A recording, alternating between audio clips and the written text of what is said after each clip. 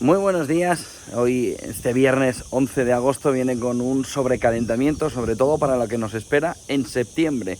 Ojo, porque la fotografía empieza a enturbiarse, sobre todo en Europa, que empieza a mirar como el invierno siguiente al menos debería ser como el pasado en términos meteorológicos.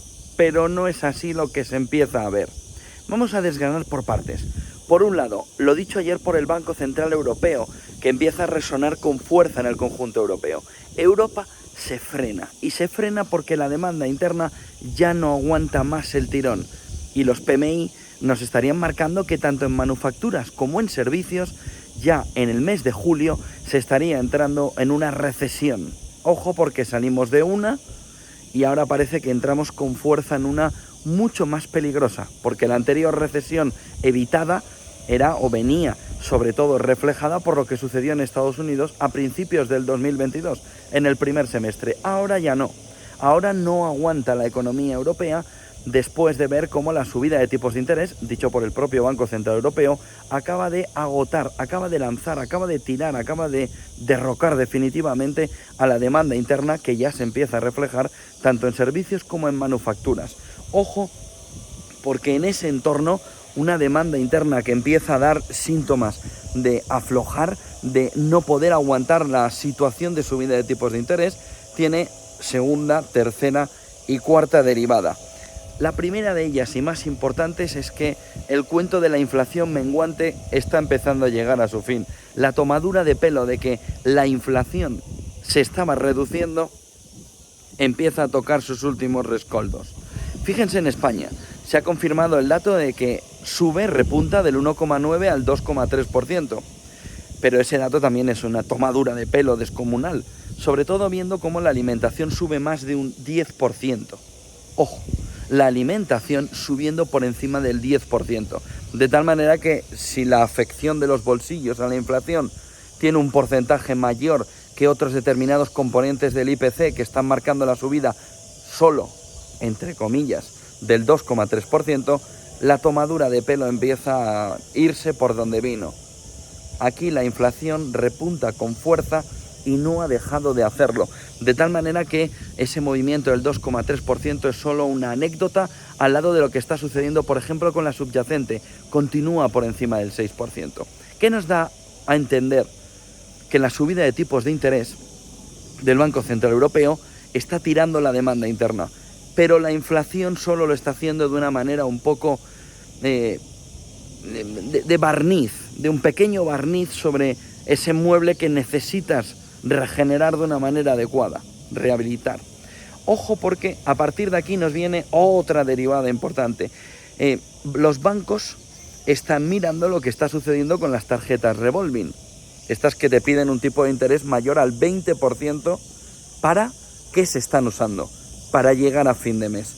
De tal manera que hay un endeudamiento enorme por parte de las familias, ya importante, en tarjetas revolving, por encima del 20%, marcándonos el riesgo de un endeudamiento exagerado en el momento actual, y los bancos están empezando a ver de qué manera las provisiones tienen que empezar a acoplarse a un movimiento de oleada de impagos en Europa.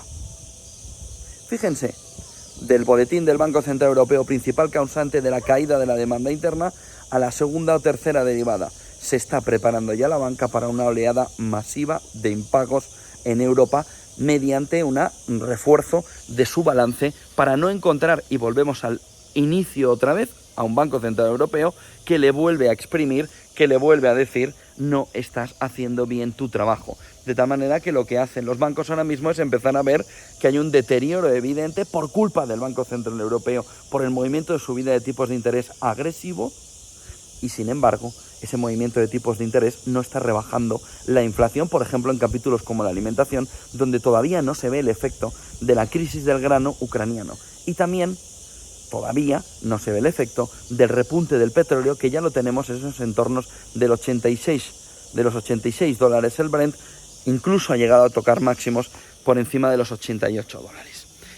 ¿Qué hemos encontrado en el día? Reino Unido tenía que apuntar cómo estaban sus datos, repunta en el segundo trimestre un 0,2% y alimenta no solo a la libra, sino a los inversores. Parece que Reino Unido lo está haciendo mejor de lo que se esperaba, aunque lo que se empieza a ver también es que el deterioro en determinados componentes en la economía británica también ahora mismo son suficientemente grandes como para empezar a ahondar, como para empezar a mirar si puede aguantar lo suficiente. 0,3% de crecimiento, el dato es muy positivo, la libra lo ha celebrado, los inversores en Reino Unido han hecho exactamente lo mismo.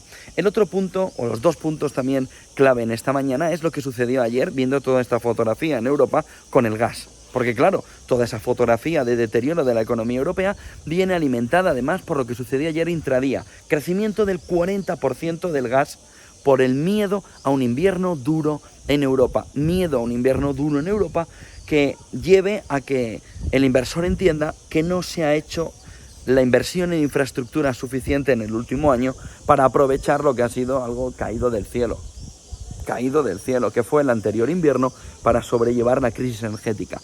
40% intradía, el crecimiento en la jornada de ayer del gas natural, alertando completamente a los inversores de cuidado con lo que puede suceder alrededor del gas natural.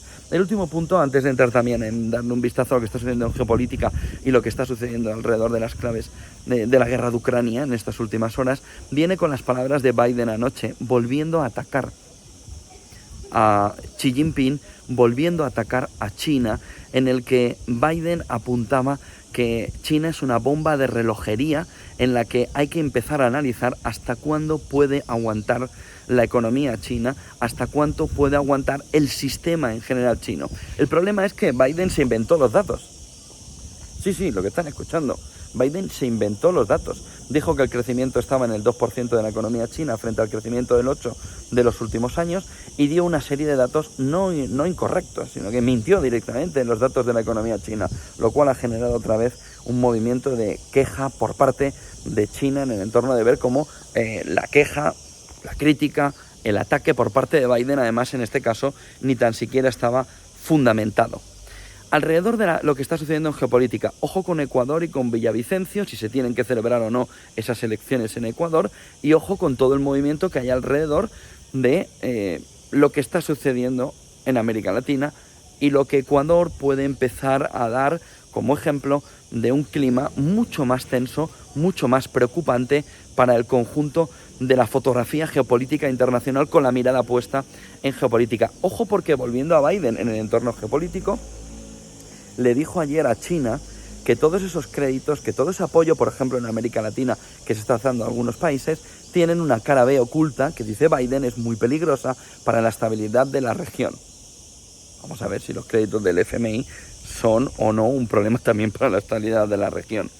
Nos hemos levantado esta mañana en la mirada puesta en la guerra de Ucrania mirando a la luna. Y ustedes dirán, ¿y por qué mirando en la guerra de Ucrania a la luna? Pues porque en este entorno de la guerra de Ucrania, Rusia ha aprovechado para volver a la Luna, donde solo han estado China y Estados Unidos. Es decir, a la cara oculta de la Luna, donde se estima que hay reservas de agua, de H2O, congelada, en el que la investigación en esa zona puede ser clave para intentar entender qué es lo que se puede encontrar en esa cara oculta de la Luna. De tal manera que la clave fundamental es que Rusia ha planificado a las 2 de la mañana española prácticamente ese lanzamiento, lo ha hecho en tiempo, lo ha hecho en forma y sin duda es una de las claves fundamentales de la vuelta también a uno de los entornos clave de la Guerra Fría, que era el intentar ir a la Luna en esos entornos para intentar desarrollar. Ha dicho Estados Unidos que no tiene ninguna opción Rusia de ir con tripulaciones que puedan habitar la Luna, por lo que está muy tranquila con el movimiento que también ha hecho Rusia en las últimas horas. Ucrania está alertando de una especie de fuga, aunque ha dicho que no es radiactiva, en el entorno de Zaporilla. Ayer la OEA decía que estábamos en estado crítico, hoy Ucrania dice que Zaporilla ha tenido una especie de fuga que todavía no es radiactiva, y lo que ha hecho Ucrania en las últimas horas es volver a atacar con drones a Rusia. Mercado en Europa en negativo, pero tranquilo en Estados Unidos. Es un viernes 11 de agosto en el que el mercado mira con tranquilidad a los datos, después de conocer también el dato de inflación ayer, ese dato de inflación en Estados Unidos, en el que se va viendo más o menos cómo empieza a fundamentarse una pausa de la Reserva Federal. Por lo que el problema, el foco y toda la fotografía complicada está alrededor de lo que puede suceder en Europa. El Banco Central Europeo ya alerta de sus propios errores, aún sin decirlos, y empieza a ver que la fotografía europea es ahora mismo un problemón. Buen día y buen negocio.